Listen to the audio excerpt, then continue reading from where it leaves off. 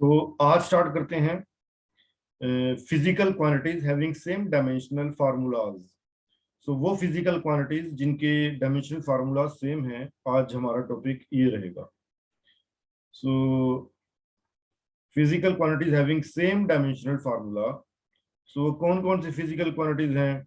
अब ये जो सबसे पहले हमारे पास आया, हमारे पास डायमेंशन है एल।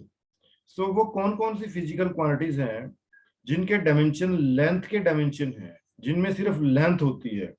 सो डिस्टेंस में लेंथ है, डिस्प्लेसमेंट में लेंथ है, इवन रेडियस अगर हम मेजर करें, radius of a circle, radius of a sphere और radius of any object, so that is also a length. Light year है ना, it is a distance travelled by light in 1 year. So ये एक distance travel है कि light 1 year में कितना distance travel करती है। सो उसके भी जो डायमेंशन होंगे वो लेंथ के डायमेंशन होंगे। वेव लेंथ, किसी वेव की लेंथ कितनी होगी, वेवलेंथ कितनी होगी, सो वो भी एक लेंथ होगी। Radius of gyration, radius of gyration एक टर्म है जब कोई बॉडी रोटेट करती है, सो उसका एक्सिस ऑफ रोटेशन से उसके मासेस का कितना डिस्टेंस है, सो वो भी एक लेंथ होगी। सो ये जितनी भी फिजिकल क्वांटिटीज हैं ये सब के सब इन टर्म्स ऑफ लेंथ होंगे।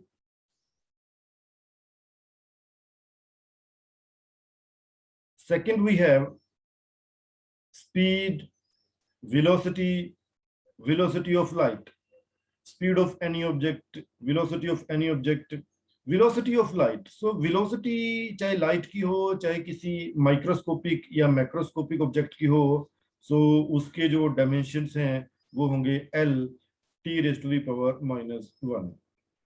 so इसको हम ऐसे भी कर सकते हैं।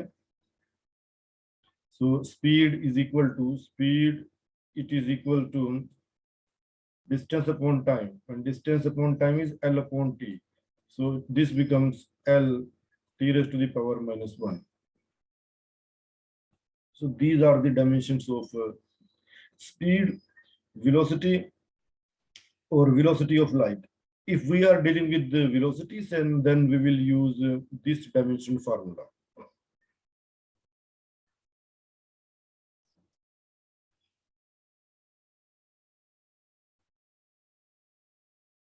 Now acceleration.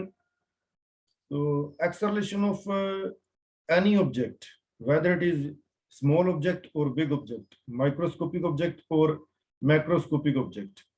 So acceleration or simple acceleration due to gravity, we are already familiar with this concept. Intensity of gravitational field, that is again acceleration. Centripetal acceleration, when something is revolving in a circular orbit and then it is accelerating, it is called the centripetal acceleration.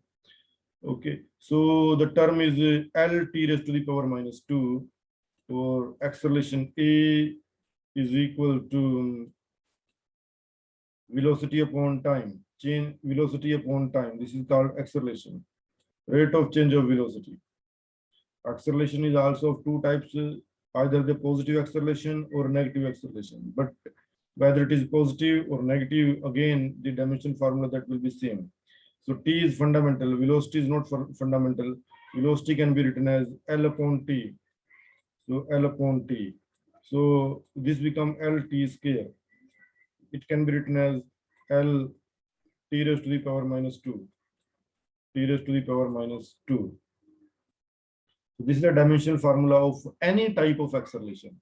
चाहे object किसी straight line में motion करे, straight line में acceleration हो उसका, किसी initial velocity u से final velocity v तक, और यहाँ पे उसका एक्सेलरेशन हो a, और या फिर कोई ऑब्जेक्ट सर्कुलर मोशन में एक्सेलरेशन करे, सो एक्सेलरेशन इज सेम, वो हम वेलोसिटी अपॉन टाइम ही लेके चलेंगे, और the dimension formula that will be L t raised to the power -2.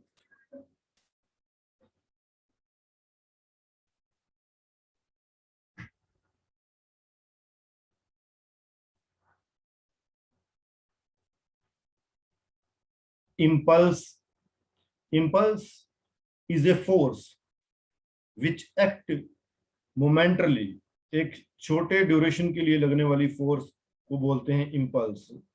जैसे एक क्रिकेट प्लेयर एक बॉल को बैट के साथ हिट करता है, सो बैट का और बॉल का कांटेक्ट होगा वो बहुत शॉर्ट ड्यूरेशन के लिए होगा।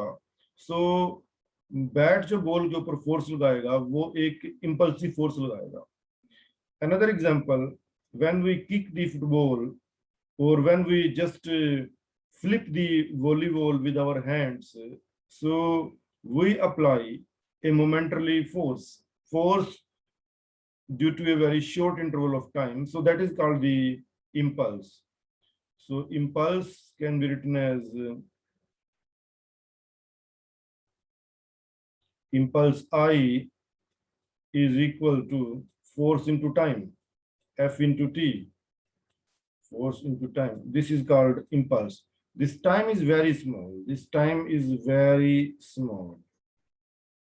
So this is called force, or you can call it the change in momentum. Change in momentum. So change in momentum, it is called dp upon dt, because momentum is called p. So change in momentum, dp upon dt, dp upon dt. So this is also called change in momentum. So they having the same dimension formula, ml t raised to the power minus 1. So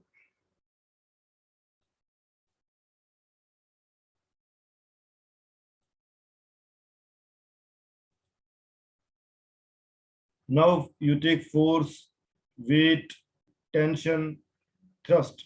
All are forces. Weight is also a force. Tension is also a force. Thrust is also a force. Thrust means this is the term used, suppose, when we have thrust means,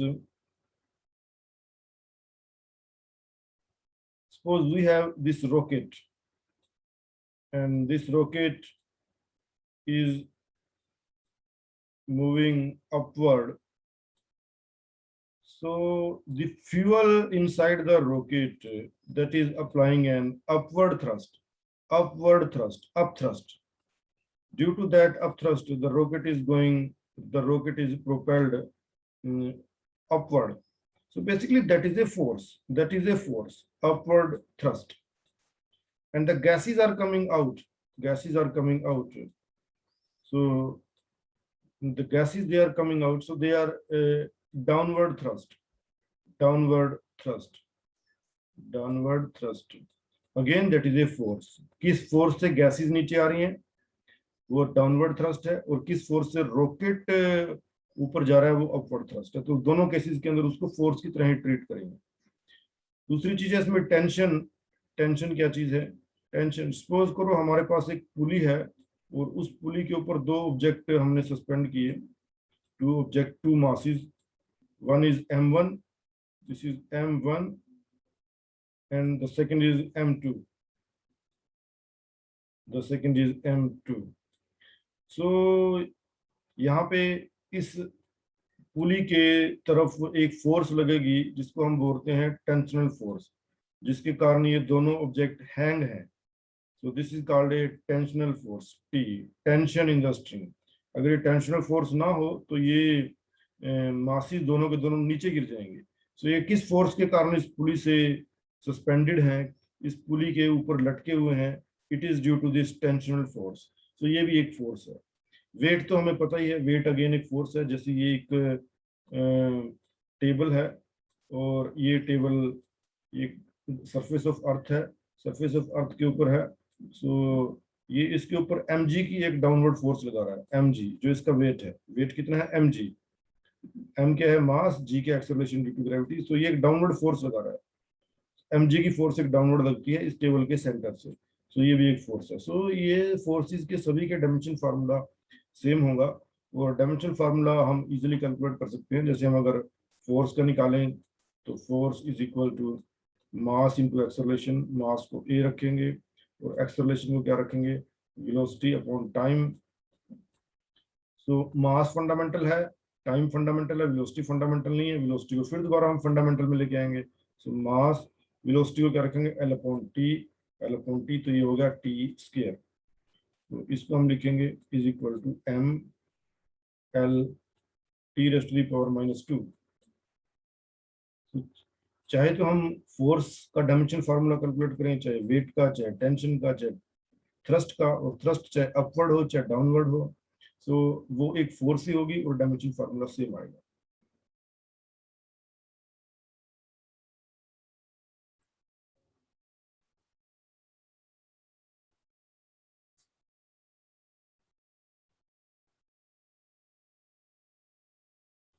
okay, next. अब work हो, energy हो, moment of force हो और torque हो। ये moment of force मैंने बताया था, ये टॉर्क होगा, ये टॉर्क होगा। सो वर्क के बारे में तो क्लियर है, वर्क का सभी को पता है, वर्क क्या चीज है, वर्क क्या चीज है, एनर्जी क्या है। वर्क को हम बोलते हैं, work is equal to force into distance, force into distance. ये हो गया work, F is force, S is distance. Energy हमने डिफाइन की थी, एनर्जी हमारे पास दो तरह की एनर्जी होगी, या तो काइनेटिक एनर्जी होगी या हमारे पास पोटेंशियल एनर्जी होगी। दोनों में से कोई भी एनर्जी हो, दोनों के डायमेंशन फार्मूला सेम होते हैं। सो एनर्जी के लिए हम एनर्जी यूज करते हैं, काइनेटिक और पोटेंशियल का के ऊपर फोकस नहीं करेंगे, क्योंकि दोनों में डायमेंशन फार्मूला तो सेम ही आना है। अब ये मोमेंट ऑफ फोर्स क्या है? मोमेंट ऑफ फोर्स को हम टॉर्क बोलते हैं, या इसको एक और दूसरा नाम होता है, इसको कपल भी बोलते हैं, कपल, COUPLE, इसको कपल बोलते हैं। मोमेंट ऑफ फोर्स बोले या कपल बोले, तो कपल बोले या टॉर्क बोले, टॉर्क को हम टो से रिप्रेजेंट करते हैं। तो एक्चुअल में वो भी क्या होगा, वो भी क्या होगा, force into distance, force into distance, force into distance. तो वर्क भी क्या है, फोर्स इंटू डिस्टेंस, और कपल हो या टॉर्क हो वो भी फोर्स इंटू डिस्टेंस है। ये भी सेम चीज है, मूवमेंट ऑफ कपल, इसको कपल सेम चीज है, इसको टॉर्क ही बोलते हैं। Torque is equal to force into distance. So इन तीनों फिजिकल क्वांटिटी का एक ही मतलब है, चारों फिजिकल क्वांटिटी का एक ही मतलब है। वर्क का मतलब भी सेम है, एनर्जी का भी सेम है, मूवमेंट ऑफ फोर्स या टॉर्क हो या मूवमेंट ऑफ कपल हो। मूवमेंट ऑफ फोर्स या मूवमेंट ऑफ कपल, दोनों सेम ही चीजें हैं। कपल में एग्जैक्टली फोर्सेस इक्वल होंगी। ये दो फोर्सेस जब होंगी, ये दो फोर्सेस होंगी, एक अपवर्ड होगी एक डाउनवर्ड होगी। कपल के अंदर ये दोनों फोर्सेस बराबर होती हैं। अगर ये F is equal to 10 newton की फोर्स है, सो ये F is equal to 10 newton की ही नीचे लगेगी, ये भी नीचे भी F is equal to 10 newton होगी अगर ये कपल है। बट अगर ये टॉर्क है, टॉर्क के अंदर हो सकता है, टॉर्क के अंदर दो फोर्सेस हो, एक अपवर्ड हो और एक डाउनवर्ड हो। यहाँ पे हो सकता है ये अलग अलग हो, ये F1 है, ये F2 है, और हो सकता है कि F1 है वो सपोज कर लो 10 न्यूटन की फोर्स है, और ये हो सकता है कि ये 20 न्यूटन की फोर्स हो। सो यहाँ पे टॉर्क में पॉसिबिलिटी है कि फोर्सेस अलग अलग हो सकती हैं, बट मूवमेंट ऑफ कपल के अंदर फोर्सेस सेम रहेंगी।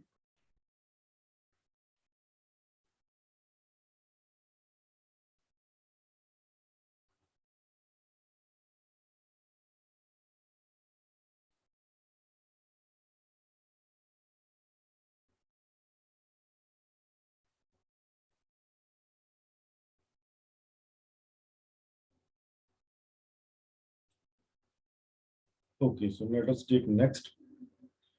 अभी आगे फोर्स कांस्टेंट हो, कुछ कांस्टेंट से रिलेटेड है ये, है ना। फोर्स कांस्टेंट हो, सरफेस टेंशन हो, स्प्रिंग कांस्टेंट हो, एनर्जी पर यूनिट वॉल्यूम हो। सो ये भी याद रखना पड़ेगा हमें। ओके, और ये फोर्स कांस्टेंट, जैसे हमारे पास ग्रेविटेशनल फोर्स कांस्टेंट है, सो ग्रेविटेशनल फोर्स कांस्टेंट है, स्प्रिंग कांस्टेंट है ना। सो हम इस चीज के बारे में डिस्कस करते हैं, स्प्रिंग कांस्टेंट के बारे में डिस्कस करेंगे यहाँ पे। तो जैसे हमारे पास ये एक रिजिड स्पोर्ट है, और ये एक रिजिड स्पोर्ट के साथ ये एक स्प्रिंग अटैच्ड है, ये एक स्प्रिंग सिस्टम है, एक स्प्रिंग है, और ये स्प्रिंग के साथ कोई मास है, ये कोई मास है स्प्रिंग के साथ। सो हम अगर इस के ऊपर एक F न्यूटन की फोर्स को अप्लाई करें, F न्यूटन की फोर्स को अप्लाई करें, सो ये स्प्रिंग भी इधर एक F न्यूटन की फोर्स लगाएगा अपोजिट, ये इस फोर्स के अगेंस्ट एक फोर्स लगाएगा जिसको बोलते हैं restoring force of the spring. So मान लिया हम इस मास को यहाँ पे x डिस्टेंस मूव करा के लेके गए, x डिस्टेंस हमने इसको मूव कराया। सो जितना ज्यादा इसको मूव कराएंगे x होगा, उसके बाद फिर 2x डिस्टेंस पे मूव कराया हमने, है ना। सो 2x डिस्टेंस पे मूव कराया, फिर इसको हमने 3x डिस्टेंस पे मूव कराया। सो जो फोर्स होगी ये रिस्टोरिंग फोर्स, ये वैसे ही वर्क करेगी जैसे जैसे ये डिस्टेंस वर्क करेंगे। जैसे फोर्स हम इसमें बोलेंगे force is directly proportional to distance, ये कितना डिस्टेंस हम लेके जा रहे हैं, force is directly proportional to distance. अगर डिस्टेंस x है so force is directly proportional to x, force अगर डिस्टेंस 2x है so force is directly proportional to 2x, force is directly proportional to 2x, 2x के हिसाब से, क्योंकि force distance double हो गया सो रिस्टोरिंग फोर्स भी यहाँ पे डबल हो जाएगी, force is directly proportional to 3x। तो जैसे जैसे डिस्टेंस होगा उसके प्रोपोर्शनली फोर्स काम करेगी। तो यहाँ पे डायरेक्टली प्रोपोर्शनल को हटा के हम एक साइन लगाएंगे के इंटू एक्स, एंड दिस के is called the spring constant. तो अब इस के की वैल्यू हमें कैलकुलेट करनी है कि इसकी वैल्यू कितनी होगी। So K is equal to F upon X. अब फोर्स का डायमेंशन फार्मूला कैलकुलेट करते हैं। एक्स का तो हमें पता है, एक्स का तो एल आएगा, फोर्स का क्या आएगा, मास इनटू एक्सेलरेशन, मास फंडामेंटल है तो एक्सेलरेशन को तो चेंज करना पड़ेगा। तो ये क्या आएगा, मास को तो हमने मास ही लिख दिया, और एक्सेलरेशन को क्या लिखेंगे, velocity upon time, velocity upon time, और नीचे एल तो पहले ही है तो इसको कैसे लिख देंगे इस फार्मूले को, इस फार्मूले को लिख सकते हैं इज इक्वल टू एम, और वेलोसिटी को कैसे लिखेंगे, वेलोसिटी हो गया L upon T, L upon T, so ये एल है, और नीचे हो गया टी स्केयर, सो ये एल से एल कैंसिल हो गया। सो हमारे पास बचा क्या, M T raise to the power -2। So this is our desired result, यही हमारा रिजल्ट है, M T raise to the power -2। So you take spring constant, surface tension or energy per unit area. Okay, so you take energy per unit area, energy per unit area. So area energy we know, you take the kinetic energy or you take potential energy, you take m g h, it is the potential energy, and area is L square, area is L square. So m is m, and g is velocity upon time, velocity upon time, h is L, already ये L पहले ही है हमारे पास, L square, L square. सो ये square एक इससे cancel हमने कर दिया, सो बचा क्या हमारे पास m, और वेलोसिटी को फिर हमने क्या लिखा, L upon T, L upon T, L upon T, velocity को हमने लिखा L अपॉन टी, ये वेलोसिटी को हमने लिखा। सो ये नीचे ऑलरेडी एक टी था, सो ये हो गया टी स्केयर, और एक L ऑलरेडी नीचे बचा हुआ था, सो L से L कैंसिल हो गया। सो बचा क्या हमारे पास, m t raised to the power -2, t raised to the power -2। So this is the same desired result, ये same result है हमारे पास। So you take any physical quantity, so इनमें चेक कर सकते हैं कि सभी के डायमेंशन सेम होंगे। So let me erase this।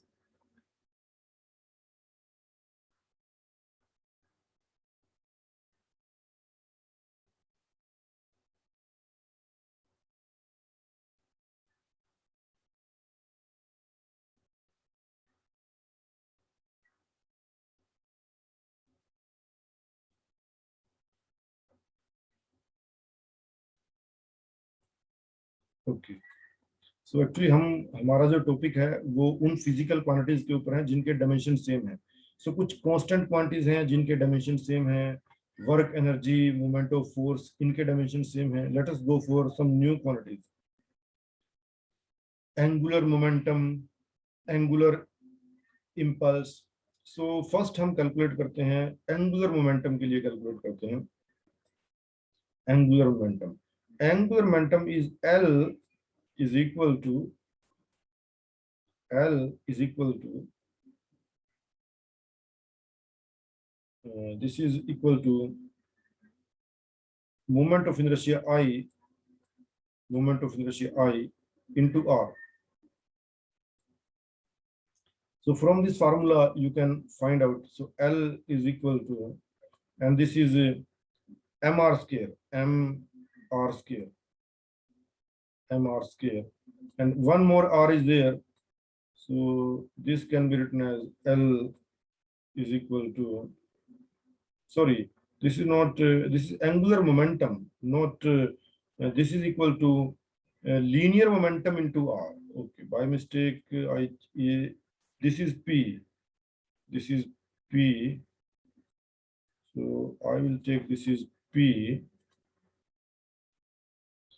Angular momentum is equal to linear momentum into R, and linear momentum is P into R.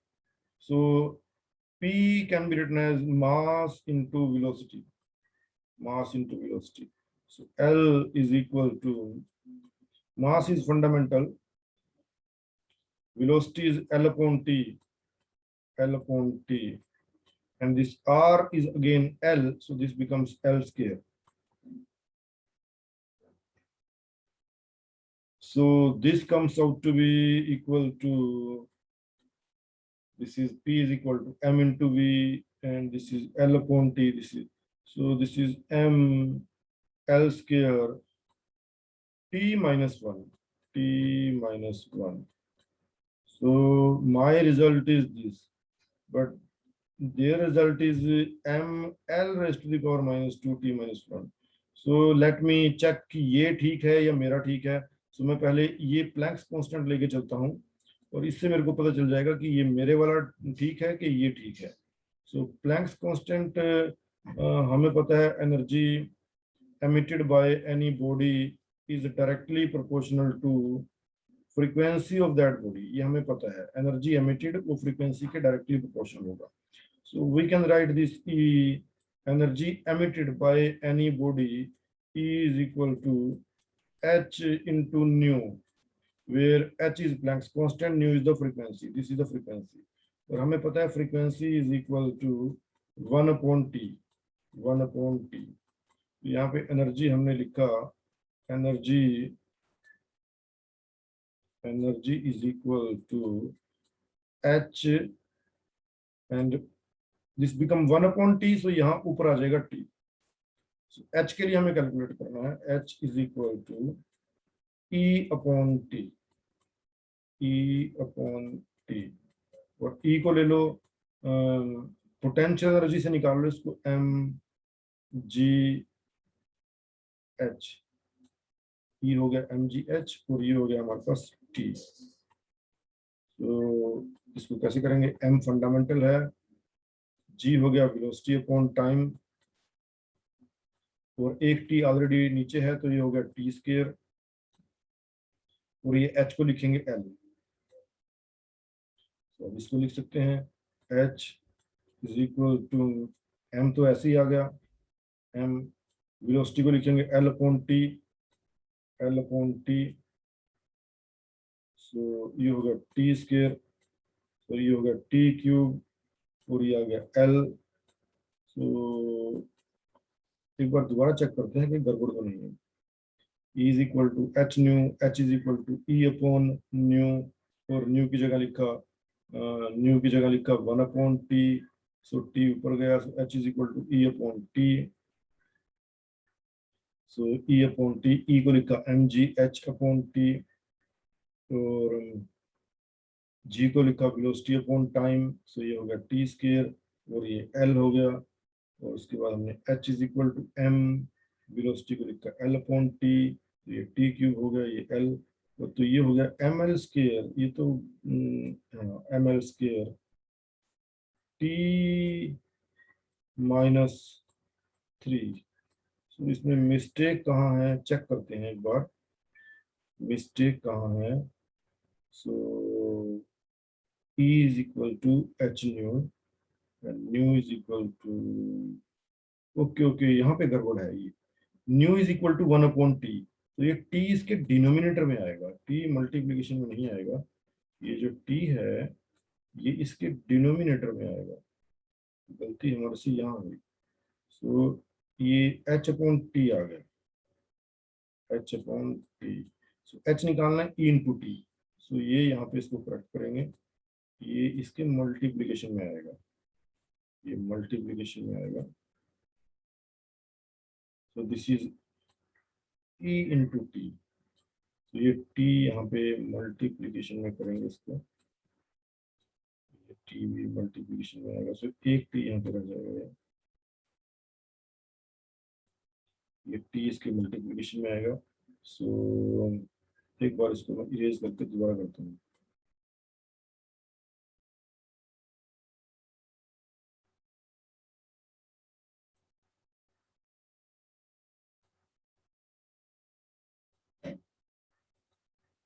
So E M G H हो गया और साथ में आ गया टी।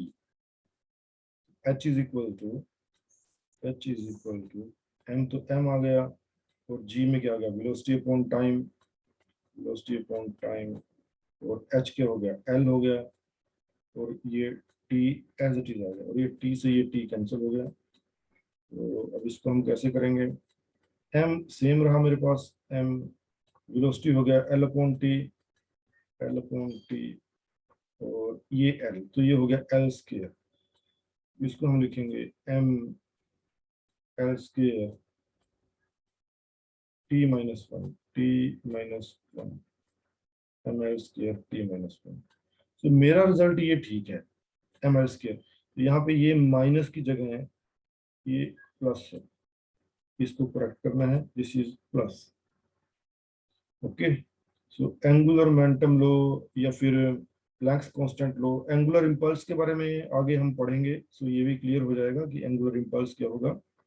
तो एंगुलर मोमेंटम हो, प्लैंक्स कांस्टेंट हो, इनके डायमेंशन फार्मूला ये हमने एंगुलर मोमेंटम के लिए निकाला। Angular momentum is equal to P into R, P is the linear momentum and R is the radius. So P को हमने लिखा एम इंटू वी, आर को आर लिखा, और इसको हमने चेंज किया M L square T minus one. उसके बाद एच के लिए हमने कैलकुलेट किया, E is equal to H nu, और nu is equal to one upon T, तो न्यू की जगह वन अपॉन टी लिखा। H is equal to T into E करके इसको सोल्व किया तो सेम आ गया हमारे पास।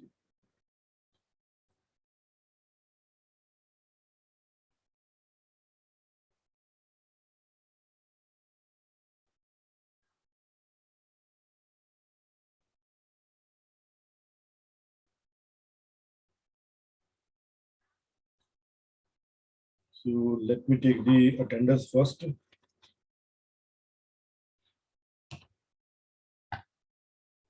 Ayush Dhiman, Present, sir. Gayatri, Present, sir. Payal Chauhan, Present, sir. Payal Chauhan, Payal Present, present? sir. Okay, okay, okay. So हमारा topic है वो फिजिकल क्वांटिटीज चेक करनी जिनके डायमेंशन सेम है। सो जैसे हमने किया work, energy, moment of force, इनके सबके सेम है। Force constant, surface tension, surface constant, energy पर यूनिट एरिया इसका सेम है। Angular momentum, angular impulse, Planck constant, इनका सबका सेम है। तो कुछ और फिजिकल क्वांटिटी लेके चलते हैं, जैसे angular velocity, frequency, velocity gradient, decay constant, rate of disintegration. So अब हम फ्रीक्वेंसी को लेके चलते हैं। फ्रीक्वेंसी का तो हमें पता ही है, frequency, frequency is equal to, frequency को हमने लिखा, सपोज करो फ्रीक्वेंसी को एफ लिखा, फ्रीक्वेंसी होगा one upon T, time period का उल्टा होता है, वन अपॉन टी। इसका क्या हो गया, T raise to the power minus one. Okay, so velocity gradient, ये जो बाकी टर्म्स हैं ये हम धीरे धीरे पढ़ेंगे अपने कमिंग चैप्टर्स के अंदर। तो इन सब के भी डायमेंशन फार्मूला सेम होंगे। हमारे पास है stress, pressure, modulus of elasticity, ये तीनों चीजें मैं पहले एक्सप्लेन कर चुका हूँ। स्ट्रेस, प्रेशर, तो एक इनमें से एक चीज दोबारा लेके चलते हैं। तो पहले हम लेके चलते हैं स्ट्रेस। ये स्ट्रेस क्या है? स्ट्रेस को हम लिखते हैं stress is equal to stress is equal to force upon area, force upon area. तो फोर्स हमें पता है, फोर्स हमें पता है mass into acceleration, mass into acceleration. और एरिया को हमने लिख लिया L square, L square. So mass को हमने लिखा m और एक्सेलरेशन को लिखा velocity upon time, velocity upon time. और ये एल स्क्वायर तो हमारा एज इट इज है नीचे एल स्क्वायर। इसको कैसे लिखेंगे हम? m और वेलोसिटी को क्या लिखेंगे? लेंथ अपॉन टाइम, और टाइम ऑलरेडी नीचे है, सो ये हो गया टी स्क्वायर और ये हो गया एल स्क्वायर। और ये एक एल से एक एल कैंसिल, तो हमारे पास बचा क्या? m, एल नीचे है ये, और ये टी स्क्वायर है, ये हमारे पास बचा टी स्क्वायर। इसको ऐसे लिख सकते हैं m l raise to the power -1 and t raise to the power -2। और यही हमारा रिजल्ट है, यही हमारा रिजल्ट है। प्रेशर को भी ऐसे लिख सकते हैं, प्रेशर वो भी क्या होगा? Force upon area. Modulus of elasticity वो भी क्या होगा? मॉडुलस ऑफ इलास्टिसिटी मैंने पहले बताया है, sigma is equal to stress upon strain, stress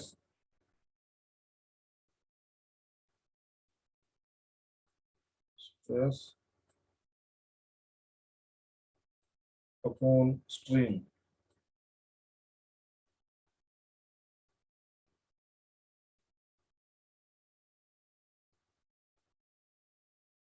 stress upon strain. Stress क्या होगा? अभी हमने किया स्ट्रेस क्या होगा? Force upon area.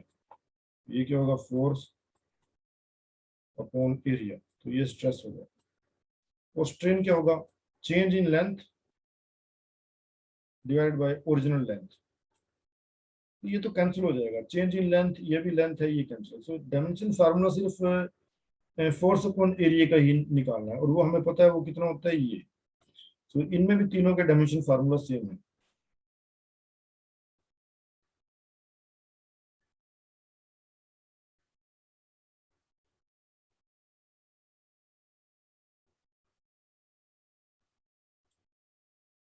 सो ढेर सारी फिजिकल क्वांटिटीज हमने स्टडी की जिनके डायमेंशन फार्मूला सेम है। और अब और भी बहुत सारी फिजिकल क्वांटिटीज हैं जिनके डायमेंशन फार्मूला सेम है। सो फोर्स, वेट, एनर्जी, ये हमने सब किया, डायमेंशन फार्मूला सेम है। अब कुछ क्वेश्चंस हम करते हैं। Which physical quantity is similar to dielectric constant according to dimensional analysis? अब पहले तो हमें पता होना चाहिए कि डायरेक्ट्रिक कांस्टेंट क्या है। डायरेक्ट्रिक कांस्टेंट होता है एप्सिलॉन और एप्सिलॉन नॉट। ये टर्म आप लोगों ने पढ़ी होगी क्लास 10th में, कूलम्स लॉ में, परमिटिविटी ऑफ एयर। तो इसको बोलते हैं परमिटिविटी ऑफ एयर या परमिटिविटी ऑफ वैक्यूम। और ये हो गया परमिटिविटी ऑफ मीडियम, कोई मीडियम हो गया, एयर और वैक्यूम के अलावा वाटर हो गया, ग्लास हो गया, पेट्रोल हो गया, कोई भी लिक्विड हो सकता है, कोई सॉलिड मटेरियल हो सकता है। सो डायरेक्ट्रिक कांस्टेंट दोनों का रेशियो है। Dielectric constant is equal to permittivity of medium divided by permittivity of. So देखो, जो डायमेंशन फार्मूला इसका होगा वही डायमेंशन फार्मूला इसका होगा, दोनों आपस में कैंसिल हो जाएंगे, तो कोई डायमेंशन फार्मूला नहीं बनेगा, है ना। सो हमारे पास यहाँ पे स्ट्रेस का भी डायमेंशन फार्मूला होता है, कैपेसिटी का भी डायमेंशन फार्मूला होता है, इलेक्ट्रिकल परमिटिविटी का भी होगा, बट स्ट्रेन का नहीं होगा, क्योंकि स्ट्रेन क्या होगा? स्ट्रेन का कोई डायमेंशन नहीं होता। स्ट्रेन क्या होगा? Change in length, change in length delta L divided by original length. So जो डायमेंशन इसके होंगे वो इसके साथ कैंसिल हो जाएंगे। जैसे यहाँ पे ये और ये सेम चीजें हैं, जब सेम चीजें होंगी तो उनके कोई डायमेंशन नहीं आएगा, सो that is called dimension less quantity. तो ये भी एक डायमेंशन लेस क्वांटिटी होगी और ये भी एक डायमेंशन लेस क्वांटिटी होगी। सो दोनों के आपस में मैच करते हैं, दोनों के, दोनों डायमेंशन लेस है। बाकी ये इसके भी डायमेंशन है, इसके भी डायमेंशन है, इसके भी डायमेंशन है। सो हमारा क्वेश्चन था which physical quantity is similar to the dielectric constant. So dielectric constant एक डायमेंशनलेस क्वांटिटी है, तो यहाँ पे स्ट्रेन भी एक डायमेंशनलेस क्वांटिटी है, बाकी सभी के डायमेंशंस हैं।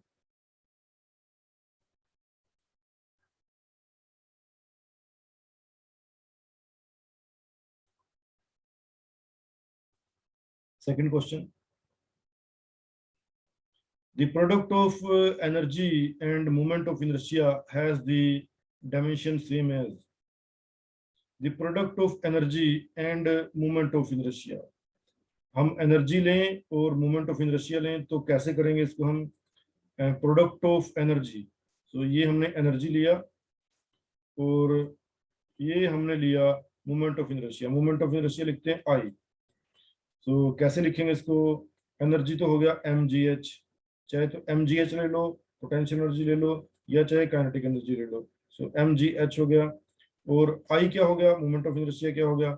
ये हो गया मास इनटू डिस्टेंस का स्क्वायर, मास इनटू डिस्टेंस का स्क्वायर। सो इन दोनों का प्रोडक्ट है, एनर्जी और मोमेंट ऑफ इनर्शिया का प्रोडक्ट है।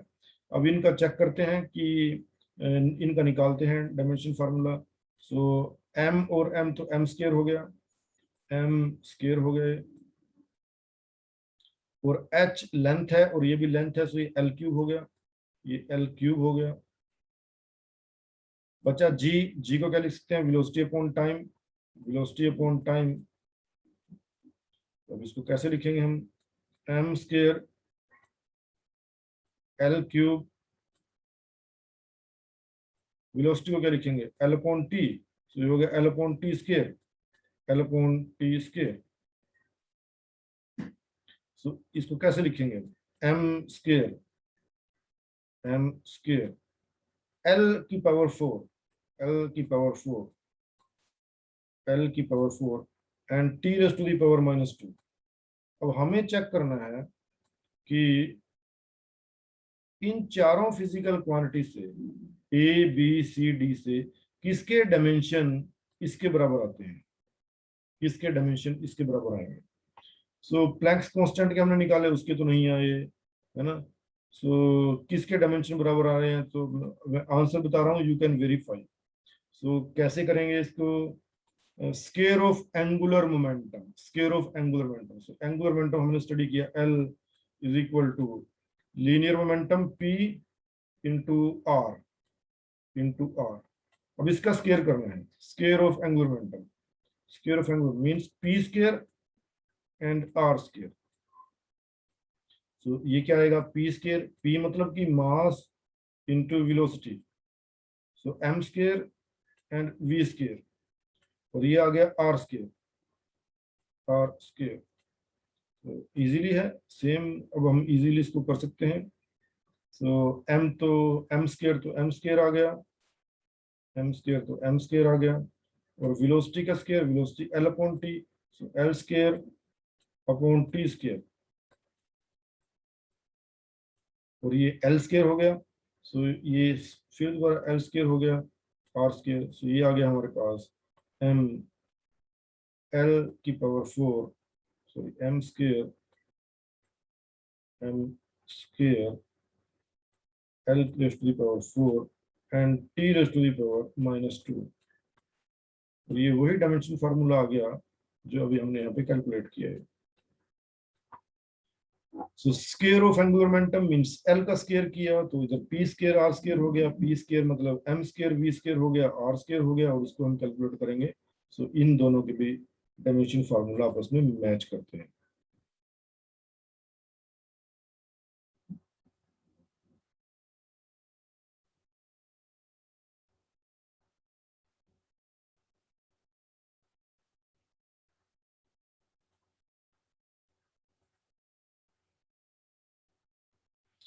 So this is all about today, and tomorrow I will take the last lecture of this first unit, principle of homogeneity. Okay, so that's all for today, students. Thank you, sir. Okay.